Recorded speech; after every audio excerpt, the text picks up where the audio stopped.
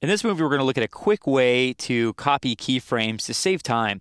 I had this copying keyframes project open. This is essentially what we looked at earlier in this chapter with this wizard when we made him cast spells. And you might remember how tedious it was to make his eyebrows go up and down and his mustache go up and down. And eventually, as you can see, we just kind of stopped. And there's just kind of an end here and things were done. Of course, we made lightning bolts shoot out of his hand, so it was good that they stopped. But what if we wanted this motion of him talking randomly and his eyebrows moving randomly to continue throughout this entire composition? That would be really tedious just to move in time and then change the value and then move in time and change the value for all these layers. So instead what we could do is copy and paste keyframes to save time.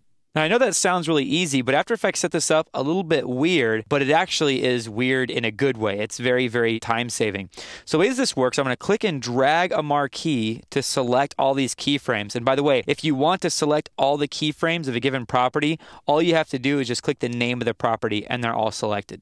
I usually do the marquee thing more often, honestly, because I could select just pieces. I could select just 3 of them instead of all of them at once. But it's just another option there. So I'm going to select all these keyframes here, and I'm going to hit Command-C on the keyboard or Control-C on the PC. And then what I'm going to do is paste. And look at that. So here's how this works. When you copy the keyframes are copied. And then when you paste them, the first copied keyframe is pasted where the current time indicator is. So if I move in time, I could paste again by hitting Control or Command V as in Victor, and just keep doing this because, again, these keyframes are pasted where my current time indicator is. As we scrub this, we'll see an entire composition full of left eyebrow movement.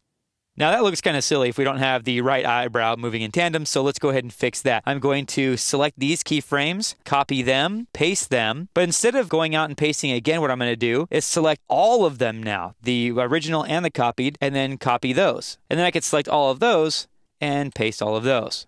So just another way to get a bunch of stuff done at once. Select the stuff that you've pasted so you have more to paste next time. And there we go.